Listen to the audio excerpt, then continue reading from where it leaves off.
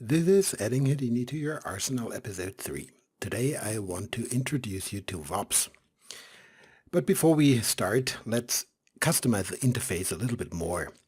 I want to get rid of the parameters view, just to have more space for the network editor, but of course I need the parameters. If I lay down a GeoNode at the moment I don't have any parameters shown, but if I hover over the network view and press P, I get this overlay pane that uses less space than the parameters window but displays the same parameters. So for today I prefer this view. To get started, dive into the Geo1 node, get rid of the file sub, and lay down a torus. To have some geometry to work with, let's up the subdivisions to say 24 and 48, just to have some geometry.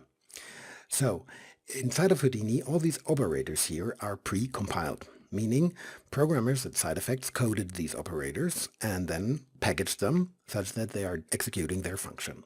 They share a common geometry interface, as I explained last time, and they know how to read the geometry that's coming in, and then they execute their function. But inside of Houdini there is a different kind of operators, VEX operators. These are operators that you can design on your own using the inbuilt programming language of Houdini called VEX. VEX stands for Vector Expression Language. You can append a point wrangle and connect the geometry, make it visible, and here you can write code. For example, I can state add P is add P and then plus a vector, let's say 0, 0.1, 0, and that will push up my entire torus by 0.1. That is coding. A lot of visual people, though, don't like coding too much. And that is why Houdini introduced a different way of coding called VOPs, VEX operators. So instead of using wrangles, you can use VOPs by laying down a point VOP. This point VOP here can be used to do exactly the same thing, but without writing code. Instead, it is a new network type, and inside you find different nodes that you can use to do your programming. So append this here, make it visible. The torus snaps back to its original location. And if you dive inside, you find these strange-looking nodes here. So what are these? These two default nodes are in charge of reading data from the incoming geometry and writing data to the geometry that is currently processed. This here is a point VOP. That means whatever you do here inside of this network gets executed for every point of the object that is connected to the input port. These ports here are the different informations you can gather from the incoming geometry. The names are abbreviated. You have some learning to do here. You have to just remember what all this means because nobody is telling it to you. P stands for position, as you might have guessed. V stands for velocity. Force is force. Age is age in case of incoming particles. Same holds true for life and ID. CD stands for color. It's abbreviated CD because it comes from the shading context where it stands for color diffuse. Then you have UV, N is for normal, the global time, time increment, the current frame. PT_num is the index of the currently processed point, though it is the number that you see if you turn on point number display, this number here. And then vertex number in case you are using vertices. NumPT is the amount of points that is coming in. NumPrim is the amount of primitives that is coming in, and NumVertex is the amount of vertices coming in. And then you have these brown ports here, op input 1, 2, 3, and 4, referring to the 4 geometric input ports of the network here. So if I go up one level, you see I have 4 inputs here, and these 4 inputs are reflected here as brown ports named op input 1, 2, 3, and 4. And I think I missed primnum. Primnum is the index of the currently processed primitive, in case of a primitive VOP. So from this node you can read data, and this node is used to set data. Here we have a subset of these ports, P, V, force, CD, and N. That are the standard attributes that you can write to.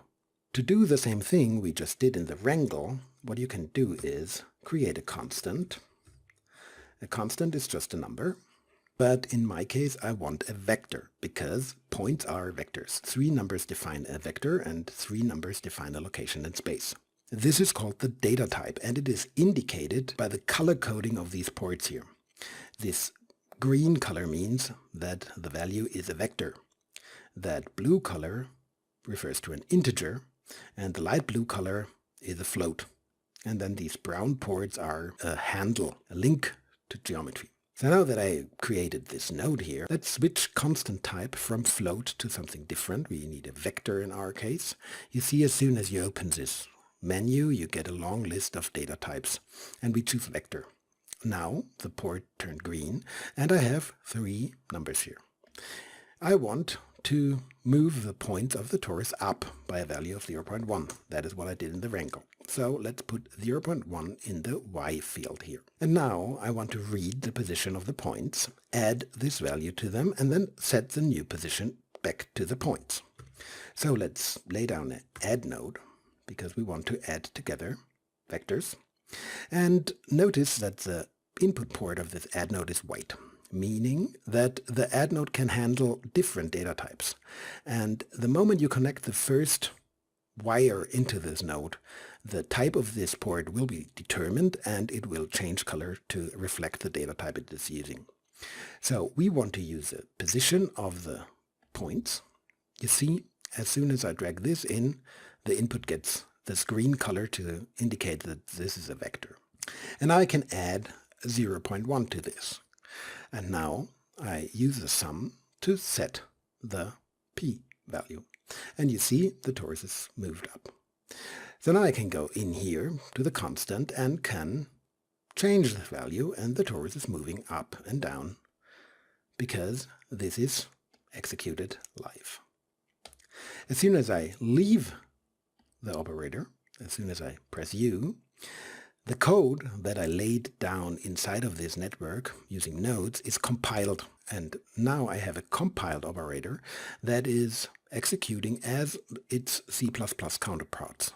I can name this, let's say lift, and reuse it by copying it. Let's get rid of the wrangle. Nobody wants to use wrangles if we can do VOPs.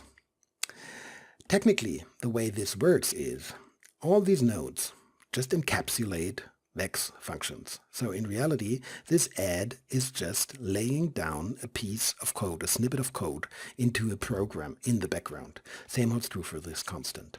And you can actually see this code if you right-click on the VOP and say vex, VOP options, view vex code. Then you get this very verbose list of stuff. And that is the program that your VOP operator is writing in the background. So this is what gets compiled, and this is what is executed. That means, in reality, VEX and VOPs is exactly the same. VOPs is just an interface for VEX. Instead of writing, you can use nodes to code, and that is a great thing. VOPs come in very handy if you want to work with noise. So let's do this. Maybe it's a little bit easier to see what we want to do if we use a grid instead of a torus for this example. So lay down a grid, size it to 1 by 1, like so, and let's create a lot of subdivisions, let's say 400 by 400, such that we have a lot of points. By pressing Shift and W, you get rid of the wireframe display. Nice clean grid, and now let's append our VOP to the grid and name it noise and make it visible, dive inside, and it's moving the grid up, of course, because it's executing this function. Let's get rid of these nodes. We want to put noise into the color of this grid. The very first idea that comes to my mind when thinking about noise is using a random value for every point. That is easy to do. Just lay down a random node. That is a random function. It has an input port called position and an output port called rand. For position, we can use the point number because the point number is different for every point, such that this random node will generate a different random value for every point. As soon as I connect this, you see again the color switches to the darker blue to indicate that this is an integer now. But the random node is generating a float value. And I can just connect this float value to CD, and you see immediately you have random values of color on the individual points. If you look closely, you see that this line is dotted, and that is because the data types do not match. This random value is a float, and CD color is a vector because it has three components, R, G, and B. But Houdini understands or knows how to convert a float into a vector automatically, because it just uses the same value for all the three components. That's why this random noise is black and white, and that is what this dotted line is indicating. It's indicating that a type conversion is happening and that Houdini is automatically converting the float to a vector. We can do it by hand if we lay down a float to vector node, like so. Now you have three inputs for the three components of the vector. You can connect all three, and then the vector to CD, and you see now you don't have any dotted lines anymore because you did an explicit cast. So you cared about casting the values on your own. Great. But that is just random values. But these random values are not very useful. Usually you create noise to mimic natural phenomena or to vary attributes of a surface. If you look around yourself, stuff is not varying randomly normally, but it is varying smoothly. Near to your current location, the values are similar, and only if you are getting far away, the values change dramatically. With this random here, the values are changing all the time. So let me introduce you to the concept of Perlin noise. We can lay down a noise operator called turbulent noise. And if we connect P to the position and noise to our three vectors, like so, you see now we get noise on our plane. This turbulent noise operator is capable of generating different kinds of noises. The noise type is specified here, and let's switch this to original Perlin. That is what you get. At the moment I get specular in my viewport, and that is a little bit distracting, so I just press this button here to turn off shading. Now I have the values only. And you see, Perlin noise, I have this black hole here, and that is due to the fact that Perlin noise creates values in a value range between -1 and 1. And this black area is just the values that are less than 0. And colors less than 0 cannot be displayed. That is why everything is black here. But how does noise work? Let me take a little detour to explain noise to you. In Houdini we use two-dimensional noise because we had a two-dimensional plane, but to understand the concept it's maybe a little bit easier to use 1D noise. So if I look at the very first row of points from the side of the plane, I have a one-dimensional thing. So with random, I have this axis here that is the, say, x-axis. And I have my points here. And now for every point I generate different values. And these values are large and small and large, totally random. Like so. That is the random function. What I want is, I want values that vary smoothly. So what I can do is, if I create a new axis, I can use something called a lattice. What if I only generate values for points that are spaced apart? So let's say I want a value here, and there, and there, and there, and there, and there. Now I generate my random values, let's say like so. Random values. Great. But what about all the points in between? Well, what I now can do is I can interpolate these random values. So I can fit a cosine function through these values, which gives me a curve. Like so. Shitty drawing, but you get the point. And that is where noise is starting to appear, because now the values are varying smoothly. They are still random values, but not everywhere. Locally, the values vary smoothly. Perlin noise does something even smarter. because it does not define random values, but it defines random slopes. Pearly noise uses a lattice to space some points, and then it defines slopes, the slope of tangent lines, and it defines these slopes randomly, like so. And now it fits a curve such that curve slopes exactly like these random slopes indicate. And that is the resulting function. This is how Pearly noise is generated. And as you can see, because I have slopes now, the curve always goes into the negative domain. So it's positive, then it goes negative, because whatever slope I pick, I always have to cross the x-axis. So that is why Pearly noise outputs values between -1 and 1. And that is the reason why you have this black area in Houdini. The frequency of the noise is the spacing of this lattice. If I generate the same thing, but space my points further apart, like so, then I get a larger frequency. And if I use points that are very close together, then I have a higher frequency, let's say like so, like so. If I now interpolate this, you see that I now have a higher frequency of noise. The spacing of these lattice points determines the frequency of the function. Then I can scale everything, so I can take this curve here and just scale it like so, and so on. You see, by scaling this, I can determine the amplitude, because the amplitude is how far the values go in the y direction.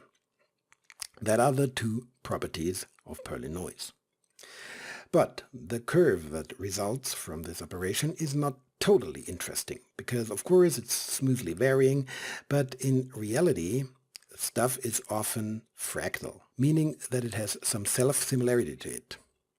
And Pearly noise uses a nice little trick called octaves to mimic that behavior.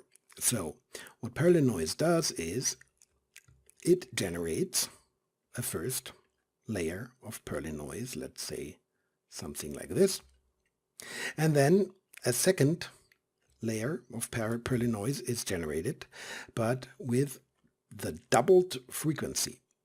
So frequency times 2. Frec is 1, and here frec is 2, like for example so. And at the same time, the amplitude is halved. Amplitude is 1 here, and amplitude is 1/2 here. And now these two frequencies are added together. So if you add them, you get something like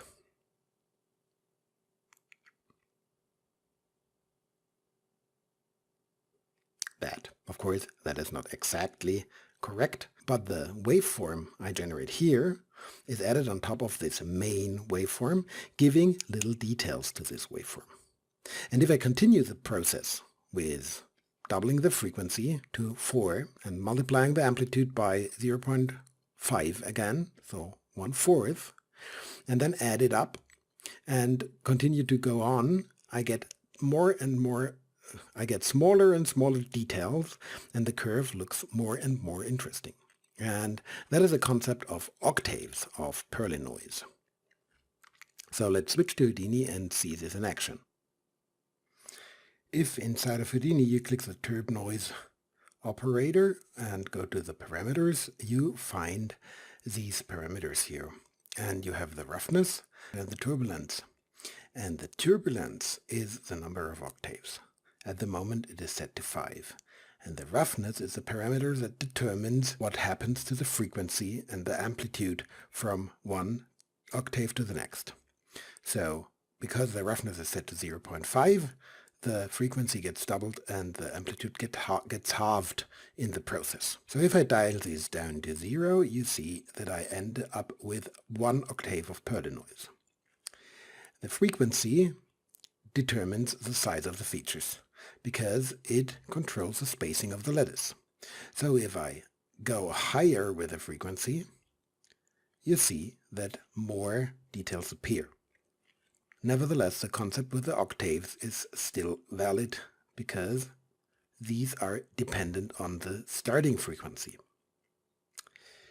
But you don't have to use this inbuilt function here. You can do exactly the same thing by hand, just to understand it better. So if I dial this down to 0, I have just 1 octave of Perlin noise. I can now by alt dragging duplicate the operator. And let's say I start with a frequency of 5. So let's do what we just found out. Let's double the frequency to 10 and let's halve the amplitude to 0.5. And now use the add operation to add both together, like so. I will directly connect it to CD because that is faster.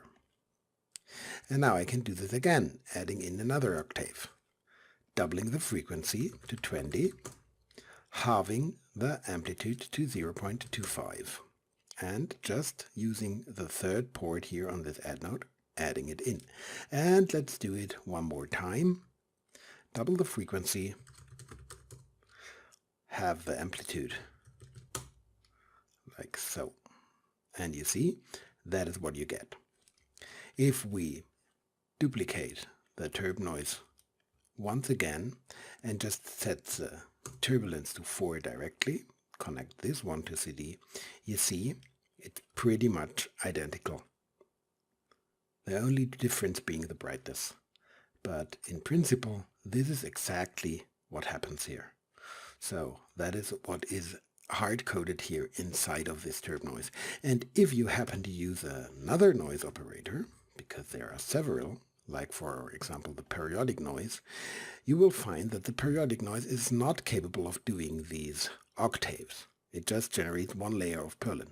So if you want to have octaves with periodic noise, you can now do it by hand. Because it is more convenient, we will get rid of all of this stuff, delete the random, and just stick to the turb noise.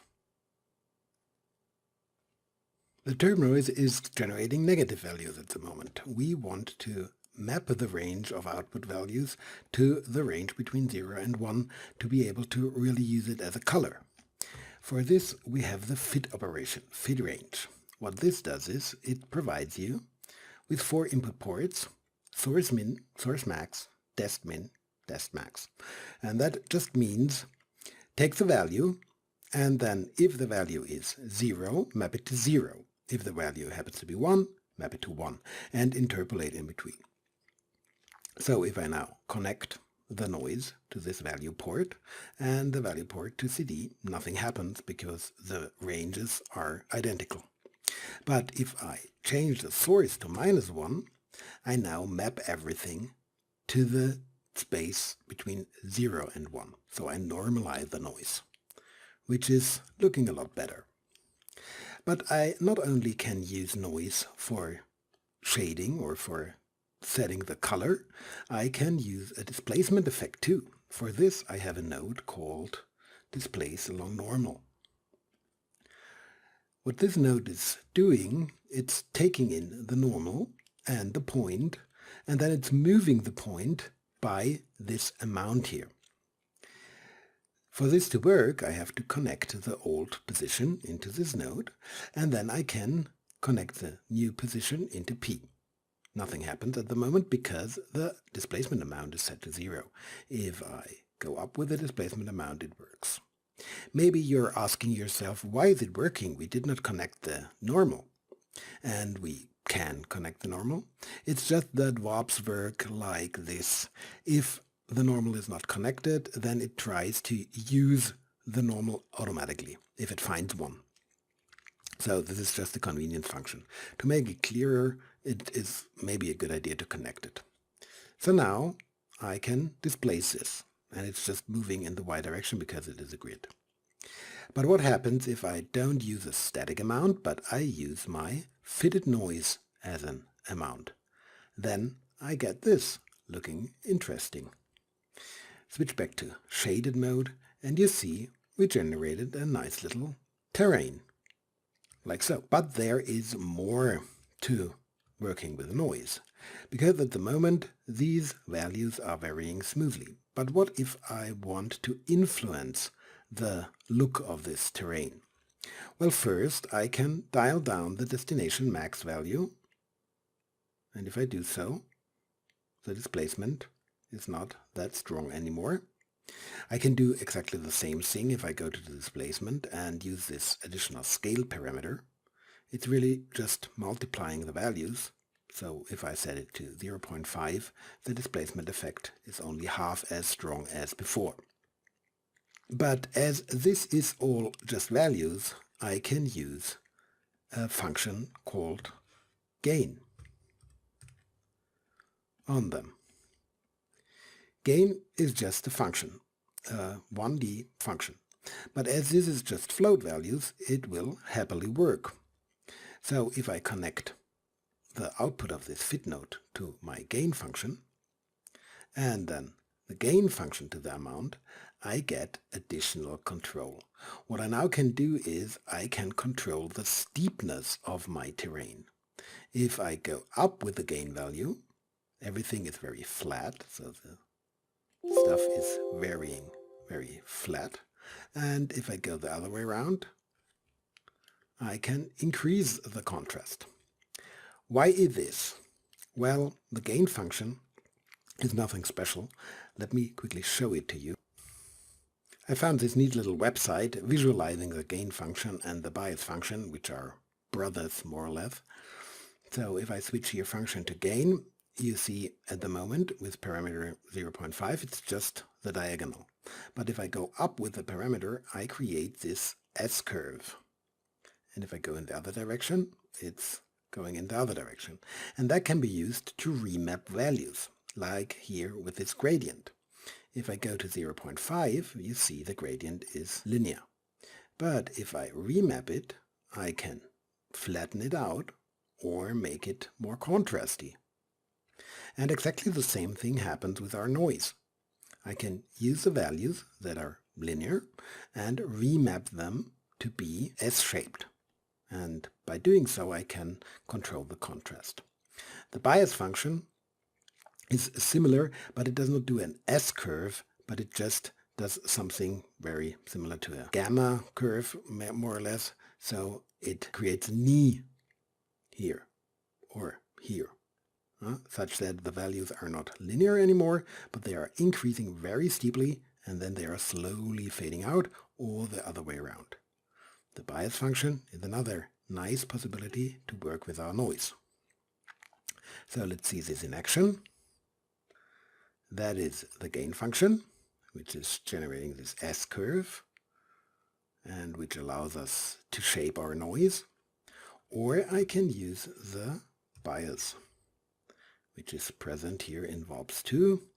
And if I wire this through the bias, I can now create a noise that is very, very flat, or a noise that is very, very steep, like so.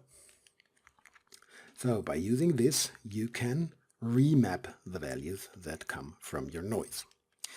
But these functions are not very visual, so let's get rid of them. There is another possibility, and that is called the ramp parameter.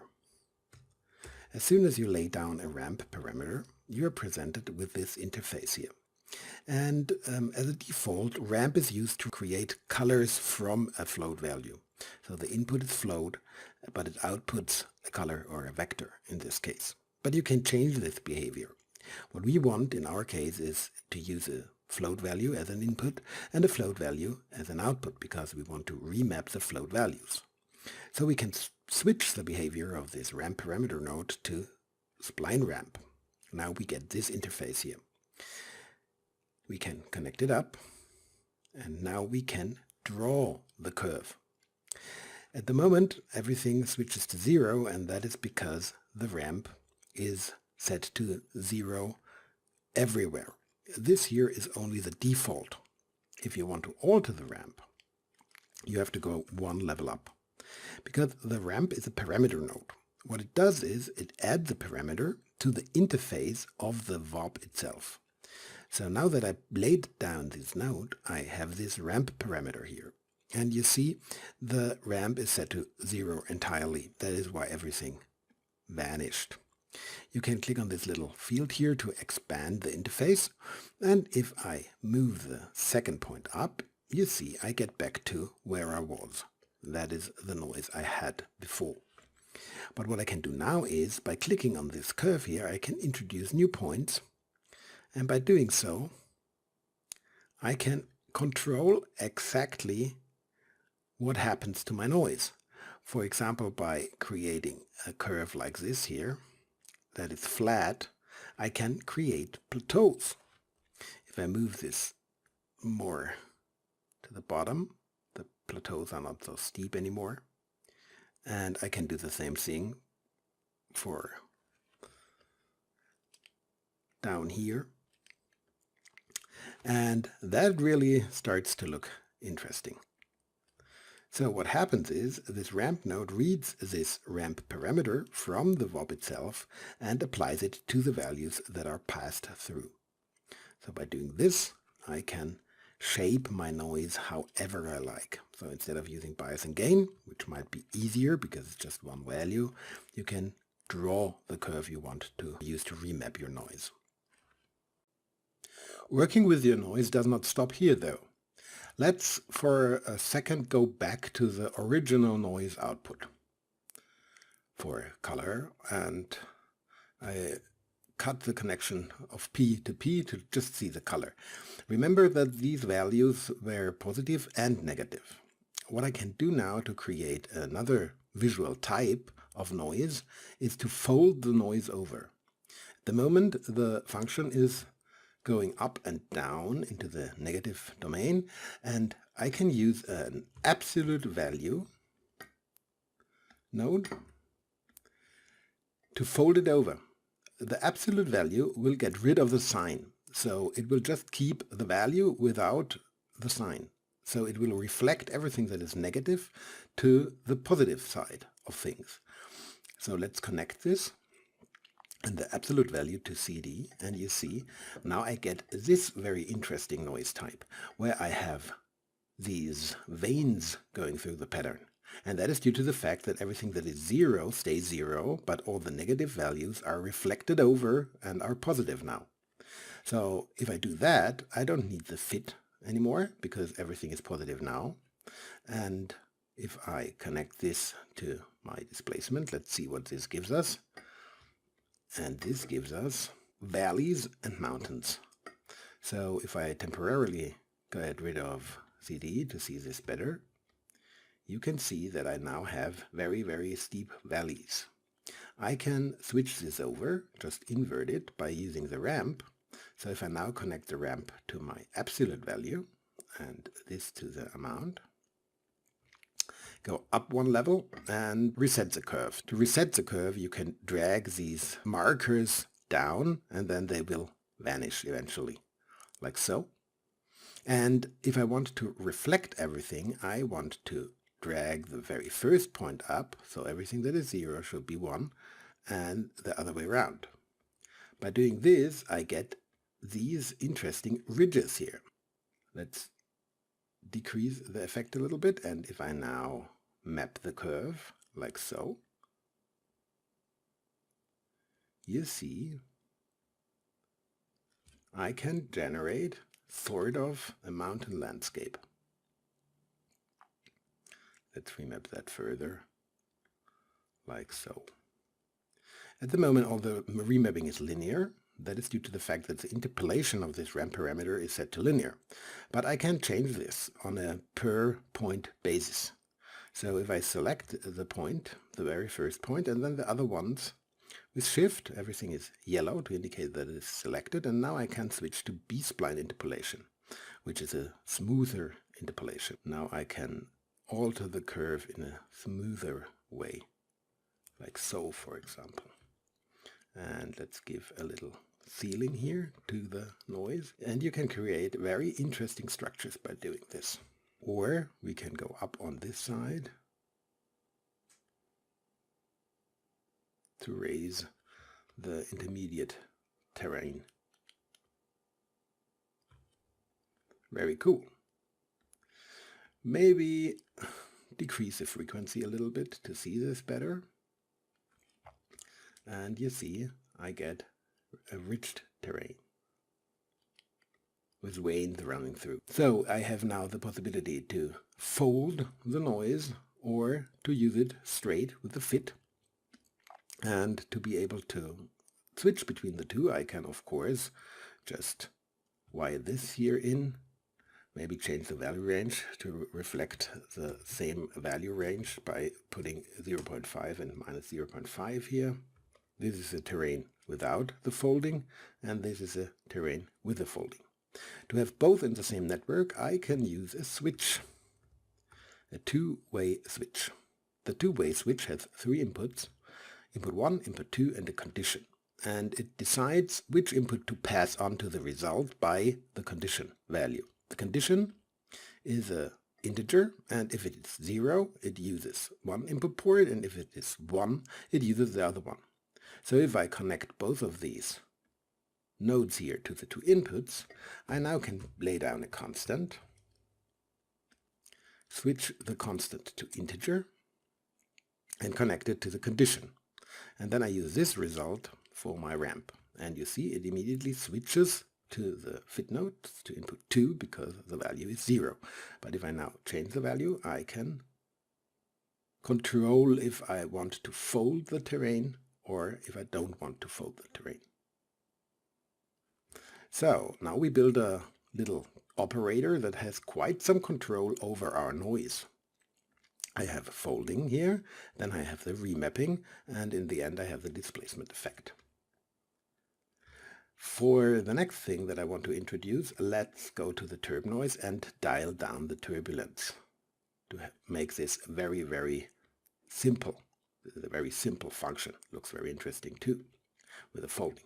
Because the last thing that I can do with my noise is to warp the input space and thus warp the noise. At the moment it's just a standard Perlin noise generated as I explained to you, but it is sampled uniformly. So the noise value is calculated for every point in space, and all the points that I use for calculation are the points of the grid. They are regular and run here over this surface. But what if I change the input points? I can lay down a new turb noise. And the turbulent noise is not only capable of generating float values, but I can change the signature to generate vectors. Now, this noise generates a random vector for every point as soon as I connect the points. And if I now add these vectors to the original points, I move these points around. For visualization purposes, let's connect the point and the noise to an add operator and just use the result here in P. Nothing happens because I accidentally connected V. Be careful, because this is a little bit fiddly what exactly to connect. Switch this to original Perlin 2. Now you get this distorted plane. It's distorted by noise. If we dial down the octaves, you see that this noise is generating random vectors that are pushing the points around. Great, so what happens if we use these points as an input to our noise? If we do so, and reconnect our displacement effect, I can warp my noise because I warp the input space, and the strength of the warping is controlled by this amplitude of the second noise. So if I set this amplitude to 0, we are back to the original Perlin we had. But if I now up the amplitude, you see that everything is warped around by the second noise. So by doing this, I can bend the input space, so to speak, and introduce new, more interesting structures. And now we have a machine to shape our noise as we wish. So with these operators in place, we really can do pretty much everything to our noise, and we can generate pretty much all noise effects that you have ever seen by doing this. You can shape your noise or warp your noise with a second noise on the input space. Then you can decide if you want to fold it or not. If I go down here, this is the unfolded version. This is the folded version, which gives us these veins. And then we can remap it using the ramp. And if we create a second stream of noise, we can then composite the values together to add a little bit of randomness. For example, if I lay down another terb noise, set it to original Perlin, like so. Let's quickly connect it up to see what it does. Sorry, that was a wrong connection. I want to connect it here to the amount of the displacement. You see that the Perlin maybe increase the octaves. Now I have small details, and now I can add this to my noise from before. So here's my noise, then I add this noise to it and use that for the amount, introducing little details to my noise. And this is really the standard technique to work with noise. So remember this, you will need it in the future. You can use this for shading, you can use that for generating colors, for creating terrains, for doing displacement effects on objects.